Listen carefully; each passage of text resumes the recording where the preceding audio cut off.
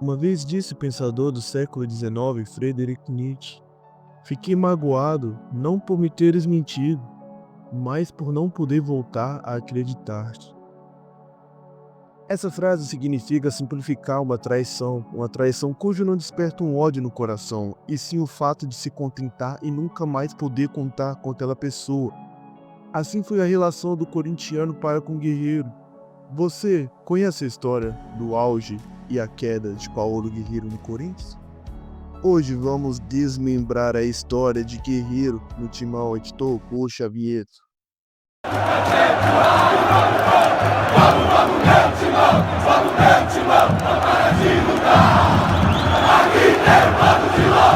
José Paulo Guerreiro Gonzalez. Local de nascimento: Lima, país, Peru. Um nome que mexe com as emoções de qualquer torcedor corintiano. Ele chegou como promessa, tornou-se herói e de repente viu a sua relação com o clube e a torcida se desgastar. Mas o que aconteceu para que um dos maiores ídolos recentes do Corinthians passasse de adorado a contestado? Hoje, vamos relembrar a trajetória do atacante peruano no Timão, desde o auge glorioso até o fim turbulento. Fique até o final, porque a história de Guerreiro no Corinthians é um reflexo perfeito de como o futebol pode ser fascinante, imprevisível e até cruel.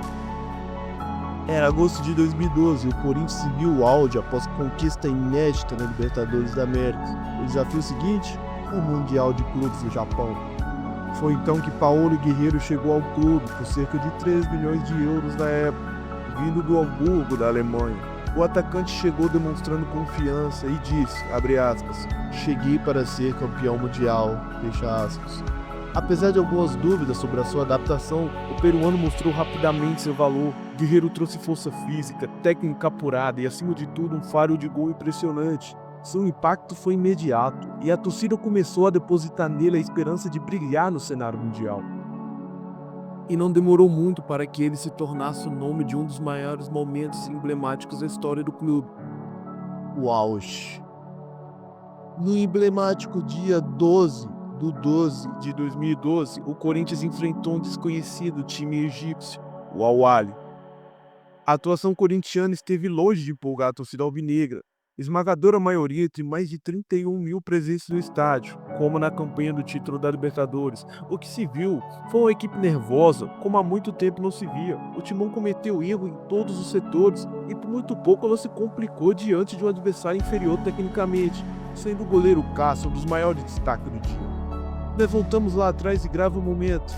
Ele, Paulo Guerreiro, disse: "Eu vim para ser campeão mundial."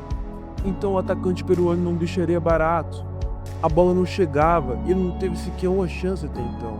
Só que a maestria de um homem chamado Douglas Cachaça. Aos 29 minutos do primeiro tempo, Douglas lança uma bola de 3 dedos e Paulo Guerreiro cabeceia contra a meta do time egípcio. Um gol que jamais será esquecido pela fiel torcida. Um gol épico, histórico. Esse foi o auge do Paulo Guerreiro. Claro que não. O verdadeiro auge. O gol que entrou para a história. Em dezembro de 2012, em Yokohama, Japão, o Corinthians enfrentava o Chelsea na final do Mundial de Clubes. O jogo estava truncado, as defesas prevaleciam, mas foi aos 23 minutos do segundo tempo que Guerreiro marcou o gol mais importante de sua carreira e talvez da história do Corinthians. O começo da queda, pressão e controvérsias. Após o Mundial, Guerreiro continuou sendo peça-chave no ataque do Corinthians.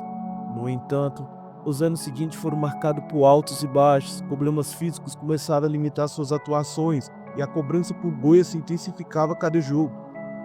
Em 2015, ano em que o contrato do atacante se aproximava ao fim, surgiram rumores sobre uma possível saída. Frases ditas pelo craque corintiano em entrevista, a mais famosa dela lembrada, salientou o atacante peruano: "No Brasil, eu só jogo no Corinthians."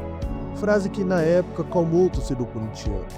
Mas como para todo corintiano nada é fácil.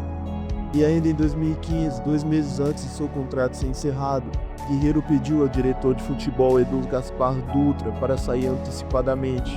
E menos de uma semana depois, o atacante peruano foi anunciado no terrível e maldito time da Gávea. O mesmo Guerreiro que fora ovacionado no Pacaembu passou a ser alvo de críticas e vaias. Era o fim de uma relação que parecia perfeita, mas que no fim terminou de uma forma amarga. Mesmo assim, não há como apagar o seu legado no clube. Ainda em 2015, o presidente do Corinthians, Mauro Bob, disse sobre o caso Zona Mista, abre aspas: quando o Pato chegou, ele ficou bicudo, ficou com ciúmes. Ele não se conformava sendo artilheiro do elenco e ganhando menos que o Pato. Daqui um ano, o seu contrato vence, então nós iremos atualizar o seu salário. E aí vai ser maior do que o do Pato, mas ele foi vingativo, fecha aspas. Conclusão: entre o céu e o inferno. Paulo Guerreiro viveu no Corinthians o ápice e a queda que só o futebol pode proporcionar. Foi herói em um momento único, mas saiu pelas portas do fundo. Sua trajetória é prova de que, no futebol, a linha entre o amor e a contestação é muito tênue. E para você, torcedor, Guerreiro ainda é ídolo ou a mágoa fala mais alto? Deixe nos comentários a sua opinião sobre o jogador que marcou a história do Timão. E ainda mais, lá no livro de Mateus, capítulo 18, versículo 21, assim diz: então Pedro aproximou-se de Jesus e perguntou: Senhor, quantas vezes deverei perdoar o meu irmão quando ele pecar contra mim? Até 7 vezes? Jesus respondeu: eu digo a você, não até 7, mas até 70 vezes 7. Isso serve para as nossas vidas em todos os casos. A vida acontece altos e baixos, tomamos decisões e indecisões que podem escrever uma história diferente. Sendo decepcionante ou não, somos seres humanos, erramos, acertamos, mas no fim de tudo, o nosso sangue é vermelho igual ao de qualquer um. Precisamos aprender a não lamentar porque acabou, mas agradecer o prazer de um dia ter vivido e levarmos somente essas boas lembranças para a hora de nossa morte. Sempre há um tempo de arrependimento e um tempo de perdão. O tempo é rei, saiba escolher o momento dele para agir e tomar as melhores decisões. Ame, erre, perdoe, viva, mas viva com alegria para que, quando a nossa hora chegar, dizemos: tive contentamento nessa vida. Obrigado, meu Deus.